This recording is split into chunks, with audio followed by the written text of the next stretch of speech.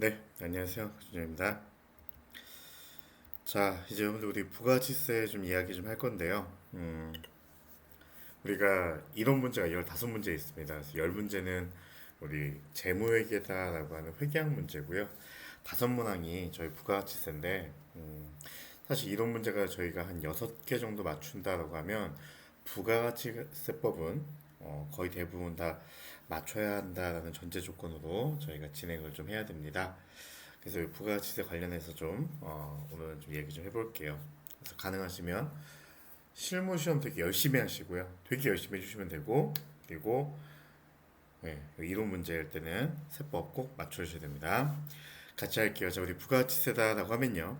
일반적으로 부가가치다라고 하는 건 재화 또는 용역이요. 생산, 유통되는 모든 단계에서 기업이 새로이 창출하는 가치의 증가분을 얘기하고요. 이러한 부가가치에 대해서 부과하는 조세를 부가가치세다라고 이야기합니다. 그래서 저희가 쉽게 얘기해서 판 금액의 10%, 산 금액의 10%, 매출의 10%, 매입의 10% 이런 얘기를 해봤던 것 같습니다. 자, 그래서 우리 시험 문제 제일 많이 나오는 게요. 바로 이 부가가치세 특징이다라고 해서요. 다음 중 부가가치세의 특징이 아닌 것은 이런 문제가 나오는데요. 동그라미 1번에 보시면은 뭐 일반 소비세다라고 얘기하고요.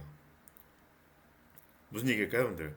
그렇죠. 면세라고 정확하게 되어 있는 거 아니면 모든 게 다 그냥 세금이 부과된다는 겁니다. 뭐 면세 이외에는 무조건 다 부가가치세다라고 하는 세금이 부과되고 있는 거다라고 하는 거고요. 자, 두 번째는요. 전단계 세액공제법입니다. 자, 바로요. 이 매출세액에서 매입세액을 차감해서 부가가치세를 계산한다라고 하는 건데요. 여러분들 이게 어떤 의미냐면요. 자, 제가 볼게요. 저 매출이 10,000원이었고요. 이번에 매입이 8,000원이었어요. 그럼 여러분들 우리 부가가치세를 조금 공부하신 분들이면 이런 생각 해보실 수 있어요. 뭐냐면 내가 판 거는 10,000원이고 내가 산 거는 8,000원이면 지금 이거 계산해 보시면요. 10,000원에서 8,000원 빼주면요. 2,000원이네? 이거에 곱하기 세율 몇 퍼센트? 우리 부가가치세 일반적으로요. 10%는 200원. 이렇게 계산해도 되는 거 아닌가요? 라고 궁금해하실 수도 있습니다. 무슨 말인지 아세요, 여러분들? 자, 매출한 게 10,000원이고 매입한 게 8,000원이에요. 팔아서 돈 번 게 10,000원이고 사느냐고 돈 쓴 게 8,000원입니다. 그래서 얼마입니까?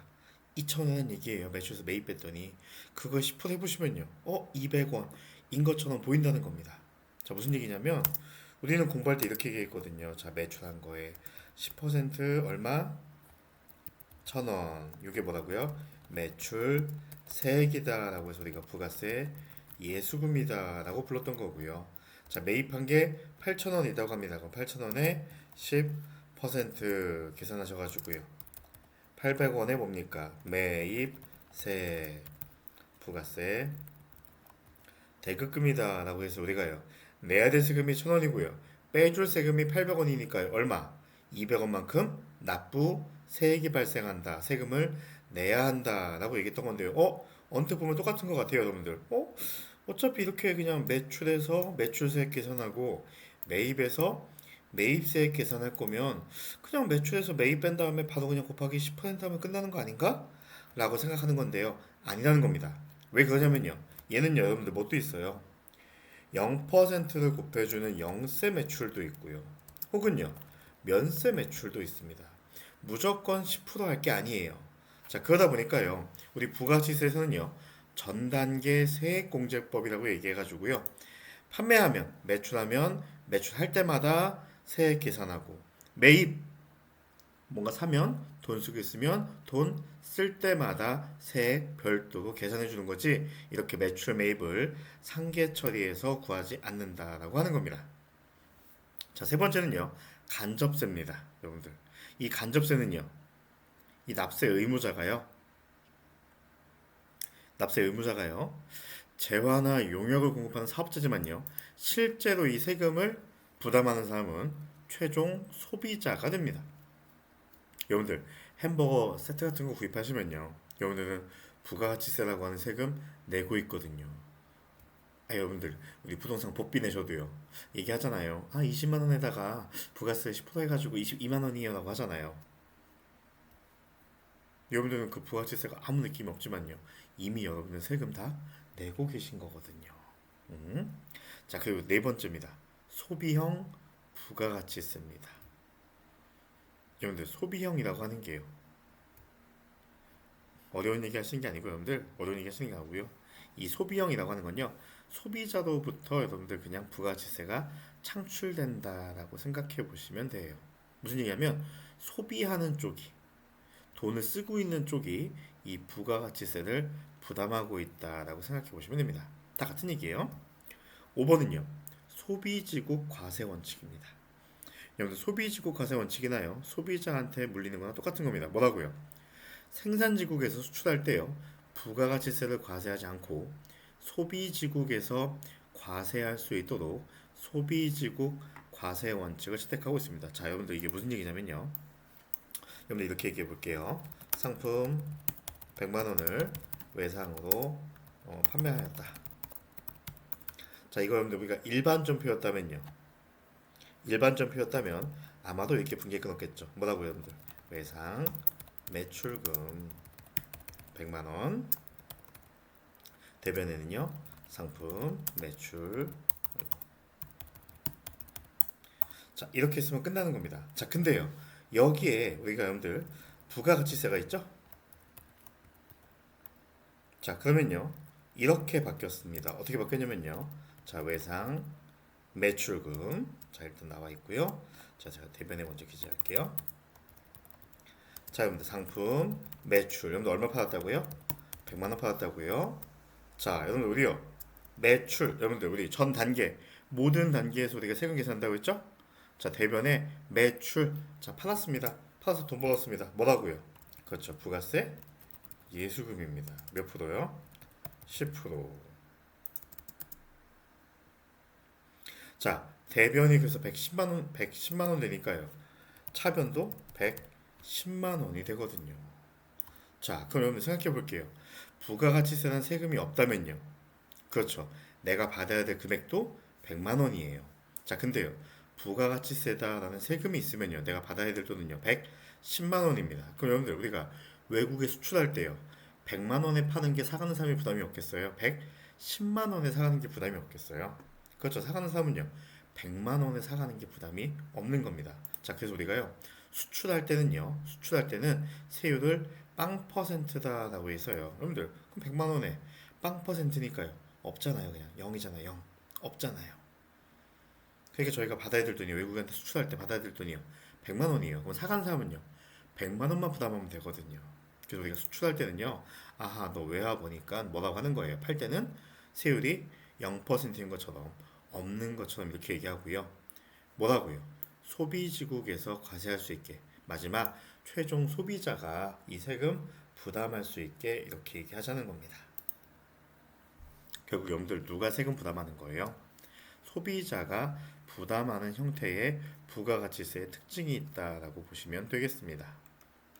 그래서 여러분들 이거 보시면 조금 외우기 어렵잖아요. 그래서 저 같은 경우는 어떻게 보냐면 이렇게 얘기합니다. 일반적으로 국 간이 세면 여러분들 국의 간이 세다는 거는 짜다는 거예요? 싱겁다는 거예요? 짜다는 거죠? 네, 그럼 어떻게 뭐 하셔야 돼요, 여러분들? 그렇죠. 물을 넣으셔야 되죠? 근데 여러분들 물을요. 한 번에 넣으시는 거예요? 조금 넣어보시고 드셔보신 다음에 또 넣고 넣는 거예요? 그렇죠. 물을요. 다단계에 걸쳐서 넣는 거죠. 음, 그리고 소투. 소가 두 마리 있다 하고 이렇게 말도 안 되게 외우는 겁니다. 자, 어떻게 외우냐면요. 이렇게 가시는 겁니다. 자, 일반세라는 거고요. 우리 부가치세는요. 일반세고요. 국세입니다. 지방에서 가져가는 소득세가 아니고요. 국가한테 귀속되는 국세입니다. 자, 그리고요. 지난번에 보셨지만요. 간이과세 제도라는 게 있고요. 면세 제도가 있고요. 인세가 아니고 물세입니다. 그리고요. 모든 단계에 걸쳐서 매출이면 매출, 매입이면 매입, 모든 단계에 걸쳐서 세금을 부과하고 있고요. 자, 소투는요. 소비지국 과세 원칙하고요. 최종 소비자가 담세자가 된다라고 하는 겁니다. 저는 이렇게 외웠는데 여러분들 어려우시면 그냥 이렇게 보셔도 돼요. 일반세다, 전단계 세액공제법 쓴다, 간접세다, 여기 간도 있죠? 예. 그 소비형 부가가치세다. 자, 이런 특징이 있다라고 하는 겁니다. 그래서 저희가 사지선다에서 문제가 나오니까요. 이거 부가가치 특징이 아닌 것은 이라고 얘기하는 거 꼭 아셔야 됩니다. 자, 근데 여러분들 참고로요. 이 소비지구 과세 원칙은요.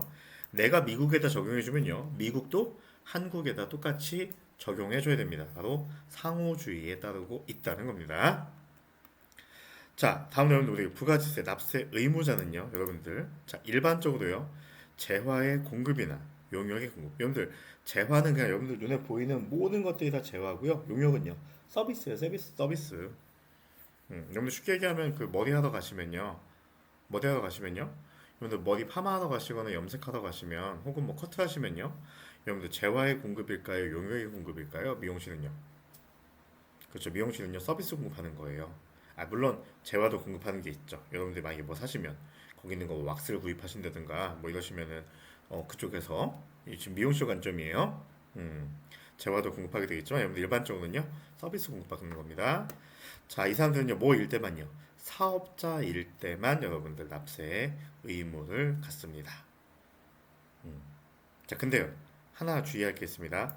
재화를 수입할 때는요 수입하는 사람은요 사업자가 아니어도요 무조건 다 세금을 납부해야 됩니다. 그래서 우리가 요 재화 수입할 때는요 사업자 아니어도요 통관번호 같은 거 집어넣게 돼 있거든요. 자, 그래서 집어넣는 겁니다. 자, 그럼 우리가 도대체 이 부가가치세를 납세하는 의무자인 사업자다라고 얘기할 때 그럼 사업자는 뭐냐라고 얘기하면요 1. 재화나 용역을 공급하는 사람입니다. 두 번째는요 영리 목적 여부는 불문한다는 겁니다. 여러분들 영리가 뭐냐면요 여러분들 우리 싸게 사와서 비싸게 파는 이익을 추구하는 집단을 우리가 영리 집단이다라고 얘기하는데요. 부가가치세법상 납세 의무자는요 개인 사업자나 영리 법인은 한정되어 있지 않고요 그냥 무조건 사업자면 다 납세 의무가 있습니다. 누구까지도요. 비영리 법인. 여러분들 비영리 법인이 뭐냐면 그 여러분들 뭐 이렇게 막 기부하시면 기부단체 있잖아요. 그런데도 다 세금 내야 된다는 겁니다. 그리고 국가나 지방자치단체도요 부가가치세 다 납세 의무를 갖고 있다는 겁니다. 자, 그리고요 3번이 제일 중요합니다. 독립적으로 활동할 수 있어야 됩니다. 여러분들 우리 회사 직원이 그냥 뭐 마켓에서 뭐 팔고 있어요. 걔는 사업자 아닙니다. 걔는 사업자 아니에요. 독립적이어야 된다는 겁니다. 독립적이어야 돼요. 그래서 여러분들 이렇게 보시면 되겠습니다. 일단 기본적으로 뭐 해야 돼요, 여러분들? 사업자입니다. 사업자여야 됩니다.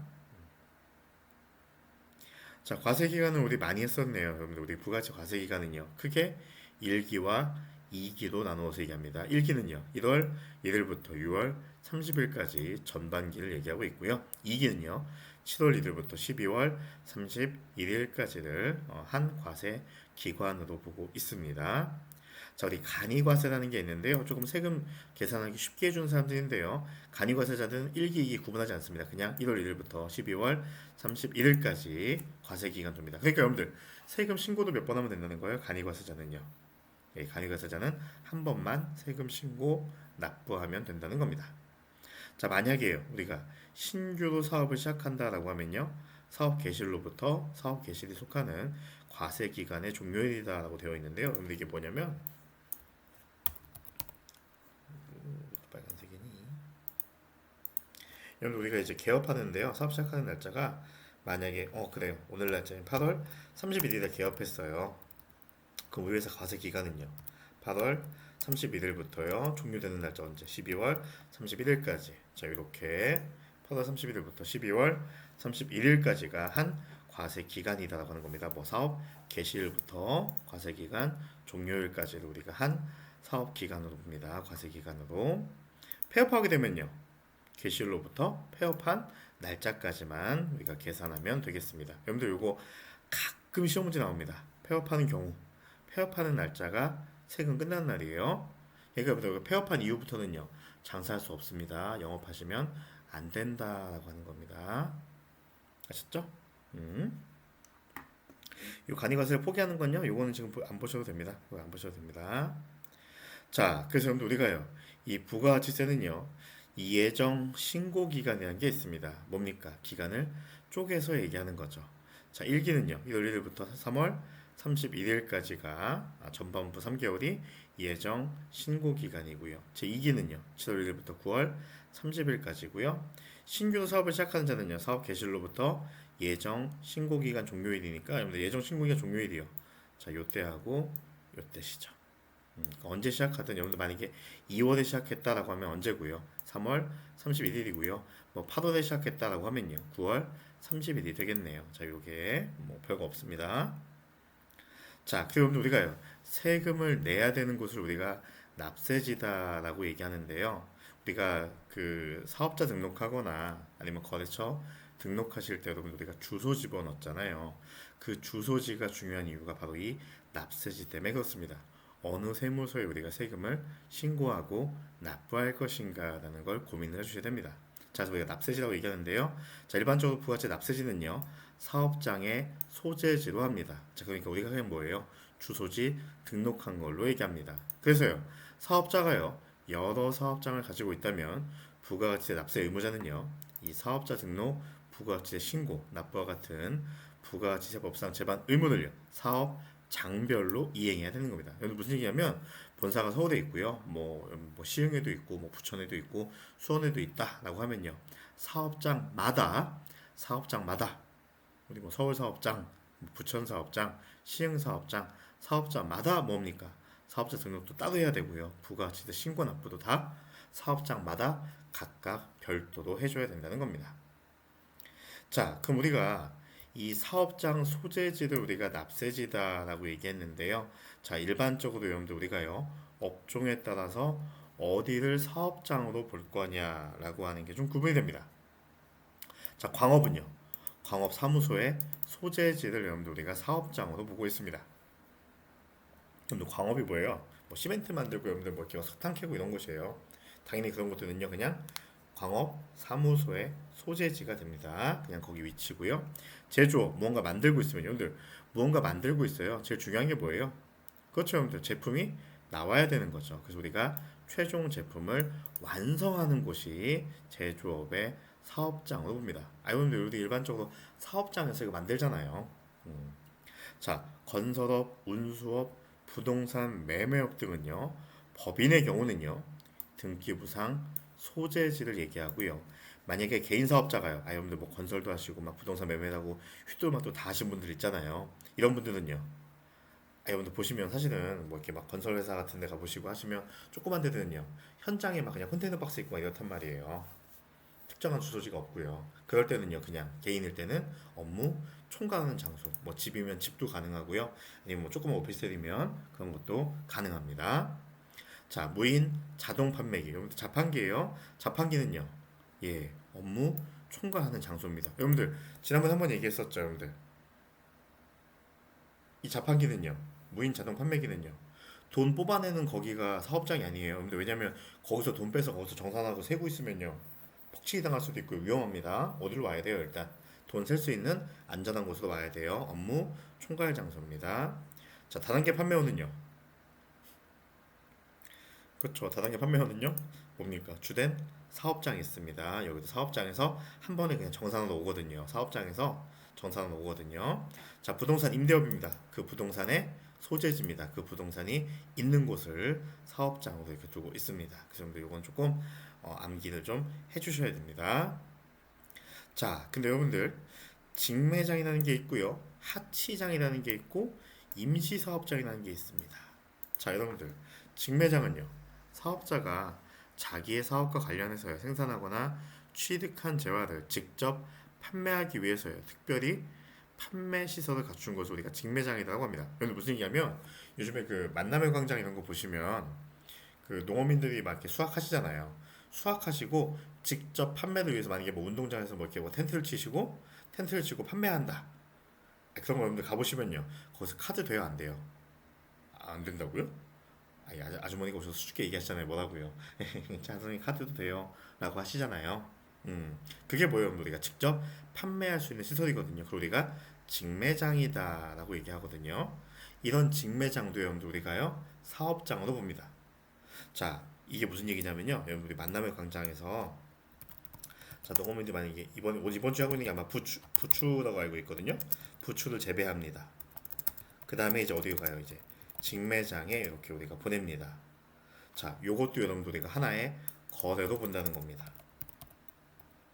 그래서 여러분들 여기 농어민이 만약에 부추를 3만 원짜리를요 직매장한테 보냅니다. 그럼 직매장은요 3만 3천 원이 되는 겁니다. 왜요? 부가가치세가 발생이 되는 거거든요. 자, 부추 재배한 걸 직매장에 판매한 걸로 매출한 걸로 보겠다는 겁니다. 그래서 우리가 사업장이다라고 인정하는 겁니다. 야, 이거는 거래한 거야. 그냥 단순히 옮긴 게 아니고 여기 직매장으로 옮긴 거는요. 거래한 거다라고 하니까요. 이 거래 단계에서도 세금을 매겨라라고 하는 겁니다. 하치장은요. 그럼 잠깐 내려놨다가 올려놓는 게 하치장이에요. 이거는 팔았다, 매출했다라고 보지 않겠다는 거고요. 임시사업장은요. 여러분들 이거는 그냥 활성화시키기 위해서 여러분들 뭐 하는 거예요? 잠시 해놓은 거지 주기적으로 반복적으로 하는 게 아니기 때문에요. 얘는 세금 매기는 게 아니다라는 겁니다. 다시 얘기하면요. 여러분들 우리요. 농어민들이 갖고 있다가요. 직매장으로 여러분들 여기 부추가 옮겨졌다. 상품이 왔다. 라고 하면요. 이거는 거래로 봐서 세금 매기고 매출로 인식해야 된다는 겁니다. 자, 그리고 여러분들 우리가요. 사업장이 여러 개 있다라고 좀 얘기했습니다. 우리 뭐 본사는 서울에 있고요. 본점은 서울에 있지만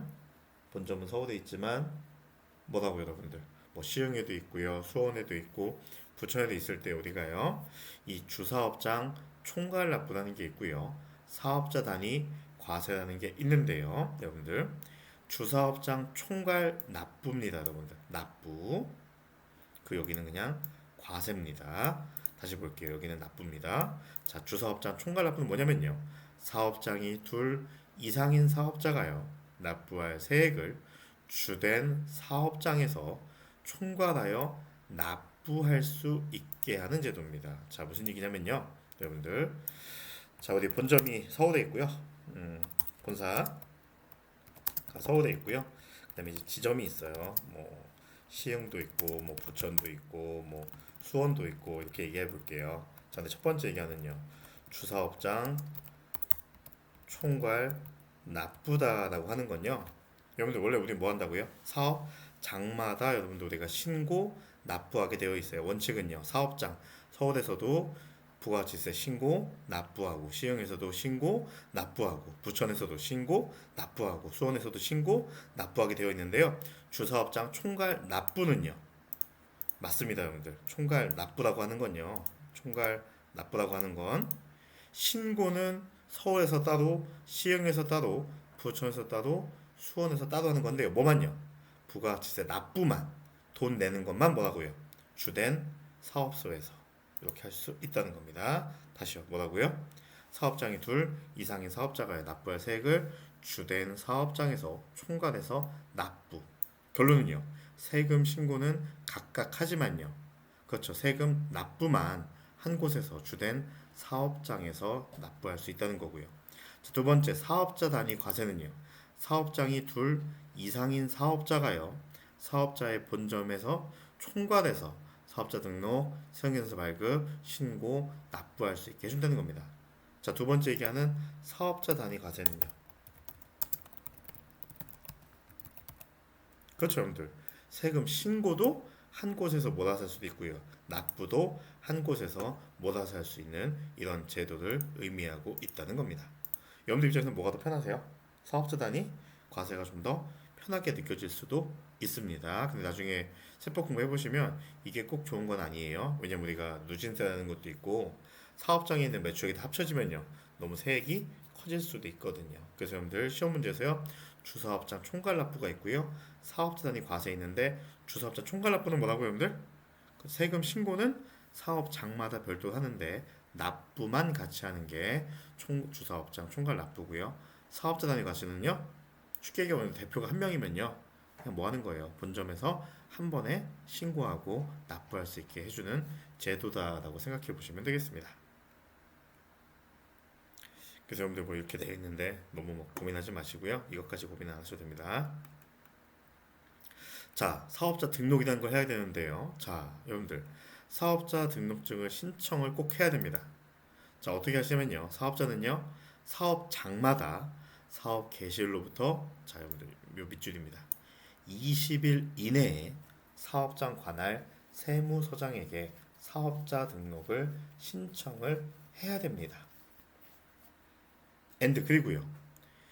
신규로 사업을 시작하는 자는요. 사업 개시일 이전이라도 사업자 등록을 신청할 수 있습니다. 자, 이게 무슨 얘기냐면요. 자, 여러분들 우리 9월 1일 날 햄버거 가게 오픈할 거예요.